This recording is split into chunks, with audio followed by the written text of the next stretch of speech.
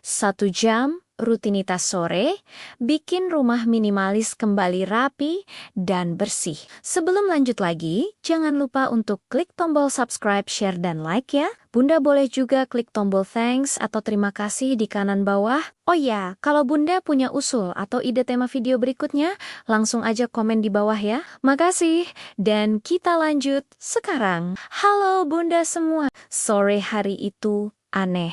Badan capek, tapi rumah malah kayak habis pesta kecil-kecilan. Mainan muncul dari tempat yang rasanya tadi sudah dibereskan.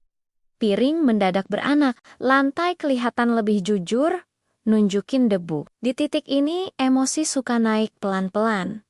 Bukan meledak, tapi cukup bikin pengen duduk sambil mikir. Ini rumah? Apa lokasi syuting reality show kehidupan ibu rumah tangga? Rumah minimalis sering dibilang simple, estetik, adem. Kenyataannya, sore hari bisa berubah jadi bukti kalau hidup itu dinamis. Anak masih aktif, otak minta istirahat, rumah minta dirapihin, dan semuanya datang barengan tanpa janji temu. Mau marah? Capek, mau diem kok berantakan kelihatan. Jadi berdiri lagi sambil ngomel pelan, sambil berharap semesta ngerti kalau ibu juga butuh jeda. Makanya rutinitas sore itu bukan soal jadi ibu paling rajin sedunia. Ini soal negosiasi damai sama rumah dan isi kepala. 1 jam yang bukan buat ngejar kinclong, tapi biar besok pagi nggak langsung kalah sebelum perang dimulai. Sedikit rapi dan beres, sedikit tenang, sedikit ketawa sendiri. Karena kalau rumah nggak bisa langsung rapi, setidaknya hati jangan ikutan berantakan. Kunci pertama itu sebenarnya bukan soal beres-beres, tapi soal niat dan kondisi hati. Banyak sore aku berdiri di tengah rumah sambil mikir, ini rumah apa kapal pecah? Badan capek, kepala penuh.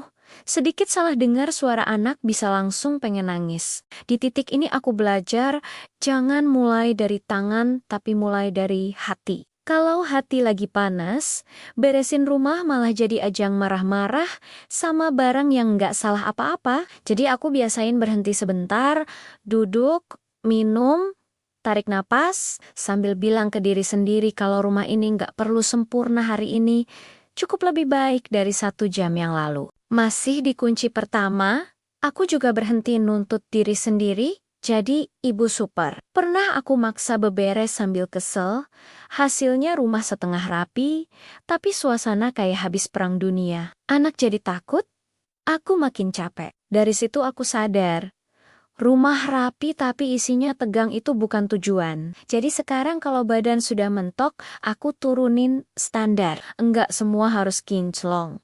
Yang penting bisa dipakai dan enggak bikin tambah stres. Kunci kedua adalah fokus ke satu area paling kelihatan. Ini trik paling menyelamatkan kewarasan. Rumah minimalis itu unik. Kalau satu sudut berantakan, rasanya seluruh rumah ikut kacau. Tapi kebalikannya juga berlaku. Kalau satu sudut rapi, otak langsung merasa rumah aman. Biasanya aku pilih ruang keluarga karena itu area yang paling sering dilewati. Aku nggak mikir seluruh rumah, aku cuma mikir satu area ini saja dulu. Contoh nyatanya, mainan anak sering ada di mana-mana. Kalau aku kejar satu-satu, bisa habis tenaga. Jadi aku sediakan satu keranjang besar. Semua mainan aku masukin ke situ tanpa mikir kategori. Lego ketemu boneka nggak apa-apa. Tujuannya bukan rapi estetik, tapi lantai kelihatan lagi. Ajaibnya, setelah lantai kelihatan, napas jadi lebih panjang dan semangat muncul sedikit. Kunci ketiga itu tentang sistem, bukan tenaga. Banyak yang mikir rumah rapi karena penghuninya rajin, padahal seringkali karena sistemnya mendukung. Dulu aku simpan barang di tempat tinggi dan tertutup, niatnya biar kelihatan rapi, tapi hasilnya malah malas balikin barang. Akhirnya numpuk di meja. Sekarang aku bikin sistem yang jujur sama kebiasaan sendiri. Kalau aku sering taruh tas di kursi, berarti kursi itu butuh keranjang. Contoh logisnya, di dapur kalau tempat sampah terlalu jauh, pasti ada sisa plastik nyasar di meja. Bukan karena malas, tapi karena alurnya ribet, jadi aku geser tempat sampah lebih dekat ke area masak. Sejak itu dapur lebih cepat beres, tanpa harus jadi orang baru. Sistem kecil kayak gini kelihatannya sepele, tapi efeknya besar buat sore hari yang capek. Kunci keempat adalah kurangi, bukan tambah. Ini yang paling sering dilawan sama diskon dan godaan online shop. Rumah minimalis kelihatannya rapi bukan karena furniturnya banyak, tapi karena isinya pas. Aku pernah ngerasa butuh rak tambahan biar rapi.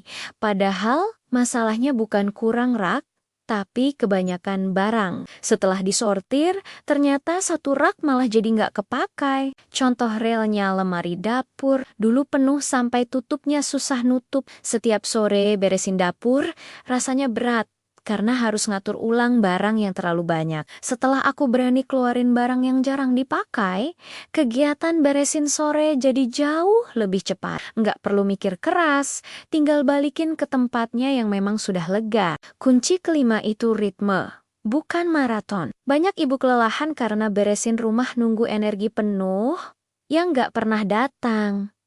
Aku juga dulu gitu, nunggu weekend buat beberes total. Hasilnya capek seharian, dan rumah berantakan lagi besoknya. Sekarang aku ganti pendekatan. Aku pilih 1 jam sore hari dengan ritme pelan tapi konsisten. Contoh nyatanya, aku nggak nunggu rumah super kotor baru bergerak. Setiap sore ada rutinitas ringan, kumpulin barang, lap permukaan, beresin dapur seperlunya. Karena dilakukan rutin, kotorannya nggak sempat numpuk. Rasanya kayak nabung, sedikit tapi rutin lebih kerasa hasilnya dibanding sekali banyak, tapi jarang. Masih di kunci kelima, aku juga berhenti nyalahin diri sendiri kalau satu hari kelewat. Ada hari di mana badan benar-benar minta istirahat, dan itu manusiawi. Yang penting, besok lanjut lagi. Rumah minimalis yang rapi itu bukan hasil satu hari niat, tapi hasil kebiasaan kecil yang diulang tanpa drama berlebihan. Di semua kunci ini, aku belajar satu hal yang sering dilupain. Rumah itu ruang hidup, bukan ruang lomba. Kalau sore hari rumah jadi sedikit lebih rapi dan hati sedikit lebih tenang, itu sudah pencapaian besar. Dan kalau sambil beberes, bisa sambil ketawa karena nemu barang aneh di kolong sofa, ya itu bonus hiburan gratis dari rumah sendiri. Pada akhirnya, rumah itu bukan lomba, bukan panggung pamer, dan bukan juga tempat uji nyali melihat seberapa kuat mental ibu rumah tangga menghadapi mainan berserakan. Rumah cukup jadi tempat bernapas, tempat duduk tanpa rasa bersalah, dan tempat lelah yang boleh berhenti sejenak. Kalau hari ini cuma sempat rapi sedikit, itu bukan gagal. Itu strategi bertahan hidup yang elegan. Kadang kita lupa, rumah minimalis bukan soal kosong tanpa barang, tapi soal ruang yang masih menyisakan tenaga untuk senyum. Kalau ada debu tipis dan piring 1-2, ya sudahlah, itu bukti rumah dipakai, bukan museum. Hidup yang jalan memang meninggalkan jejak, dan itu normal, bahkan sehat. Besok selalu bisa dilanjutkan lagi, dengan versi diri yang sedikit lebih tenang dan rumah yang sedikit lebih ramah. Pelan-pelan saja, karena rumah yang hangat lahir dari orang yang tidak kelelahan. Dan kalau hari ini kamu bisa duduk sambil bilang cukup, itu sudah lebih dari cukup. Terima kasih sudah menemani curhat dan ceritaku sampai akhir. Sampai ketemu lagi di episode berikutnya. Salam semangat Bunda semua.